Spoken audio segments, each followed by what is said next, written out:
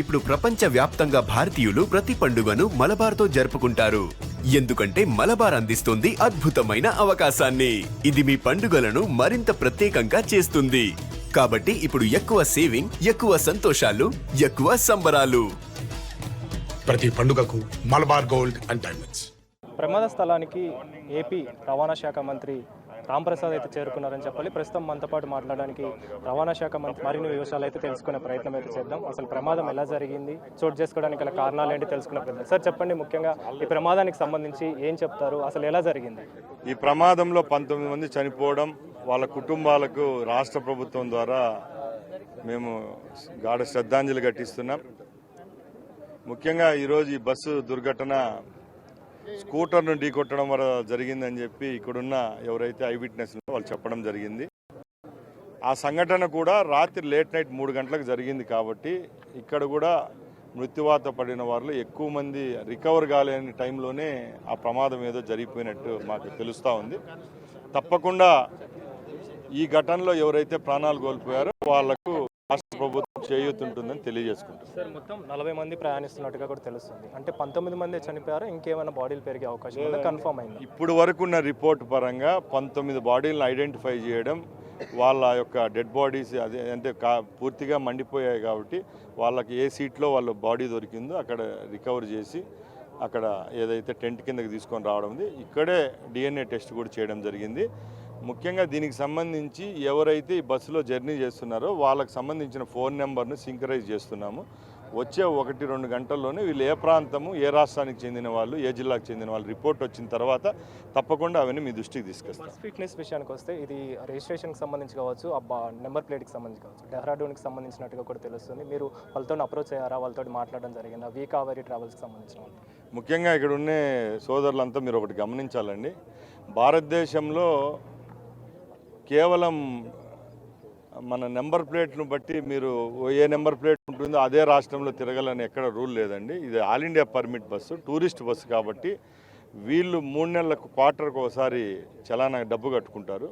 ఇది ఏ రాష్ట్రంలోనే తిరగచ్చు. దానికి సంబంధించిన ఫిట్నెస్ సర్టిఫికెట్లు, ఇన్సూరెన్స్ అన్నీ మా దగ్గర, డ్రైవర్కి సంబంధించిన డ్రైవింగ్ లైసెన్స్తో సహా రిపోర్ట్ అన్నీ మా దగ్గర ఉన్నాయి కాబట్టి ఫిట్నెస్ వల్ల ఇక్కడ ప్రమాదం జరగలేదు. ఫిట్నెస్ అనేది కాజ్ కాదు, ప్రమాదం జరిగిన టైం ఒకటి, అలాగే ఆ విధానంలో ఈ ఎక్కువ ప్రాణ నష్టం ఉందని తెలియదు. ముఖ్యంగా చూసుకుంటే ఈ ప్రమాదానికి సంబంధించి స్లీపర్ బస్ కావడంతో కేబుల్ కట్ అవ్వడం, ఆటోమేటిక్గా డోర్లన్నీ కూడా క్లోజ్ అవ్వడంతో వాళ్ళు ప్రమాద స్థాయి అనేది తీవ్రత పెరిగిందని చెప్పేసి కూడా కలెక్టర్ చెప్పడం జరిగింది.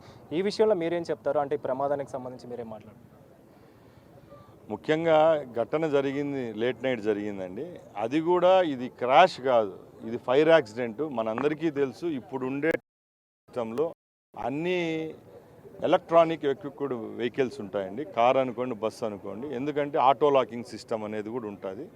ముఖ్యంగా ఇంత అధునాతనమైన వ్యవస్థ ఉన్న నిపుణులు ఈ టైంలో మనం 1-2 గంటల్లోనో ఏదో పొరపాటును మాట్లాడడం నాకు ఇష్టం లేదు. ఈ ఘటన ఏ విధంగా జరిగిందో రాష్ట్ర ప్రభుత్వం రవాణా శాఖకు బాధ్యత ఉంది కాబట్టి మీ దగ్గర క్లియర్గా డీటెయిల్ రిపోర్ట్ త్వరలోనే మీ ముందు. డ్రైవర్కి సంబంధించి కూడా నిర్లక్ష్యం అనేది చాలా స్పష్టంగా కనిపిస్తుంది. అక్కడ నుంచి ఎక్కడైతే స్పాట్లో జరిగిందో ఆ స్పాట్ నుంచి ఆటోమేటిక్గా 200 మీటర్స్ వరకు కూడా లాక్కొని రావడం, ఆ తర్వాత ఆ ప్రమాదం అనేది ఎక్కువగా జరిగిందని చెప్పేసి, అంటే డ్రైవర్ ప్రయాణికులకి చెప్పకపోవడమే ఇంతటి ప్రమాదం జరిగిందని చెప్పొచ్చా? ఇంకా మీకు ప్రమాదం అంటేనే మీకు దాని నేమ్ ఇట్ సెల్ఫ్ మీకు తెలుసండి. ప్రమాదం అంటే మనం తెలిసి వచ్చినది కాదు, ఆపద అనేది తెలియకుండా వచ్చేదాన్ని ఆపద అంటారు. ఆ నైట్ ఉండే కండిషన్ను బట్టి ఇక్కడ ఉండే వాళ్ళు కూడా చాలామంది చెప్పడము డ్రైవర్ నిర్లక్ష్యం వల్లే అంటున్నారు. దీని మీద కరెక్ట్ డీటెయిల్ రిపోర్ట్ మీకు ఈవినింగ్ కల్లా. కుటుంబ సభ్యులకు కావచ్చు, వాళ్ళకి సమాచారం అందించడం కావచ్చు, మీరు ఏ విధంగా సహాయక చర్యలు చేస్తున్నారు, వాళ్ళకి అందే విధంగా ఏం చేస్తున్నారు? ముఖ్యంగా ఎక్కడ చిన్న పొరపాట్లు కూడా లేకుండా పొద్దున్న ఇన్సిడెంట్ జరిగినప్పటి నుంచి ఇప్పుడు వరకు మానిటరింగ్ జరుగుతూ ఉందండి. ఇక్కడ కలెక్టర్ అయితేనే, ఎస్పీ గారు అయితేనే, స్థానిక శాసనసభ్యులు అయితేనే అందరూ ఇక్కడే ఉన్నారు, ఇన్సిడెంట్లోనే ఉన్నారు కాబట్టి తప్పకుండా మేము ప్రమాదాన్ని అరికట్టలేకపోయినాం ఫస్ట్ థింగ్. రెండోది చనిపోయిన ప్రాణాలు తెచ్చే పరిస్థితి లేదు కాబట్టి ఈ రాష్ట్ర ప్రభుత్వం ఆ కుటుంబాలు ఎవరైతే చనిపోయారో వాళ్ళ వెన్నుంటుందని మా ముఖ్యమంత్రి గారు భరోసా ఇమ్మన్నారు.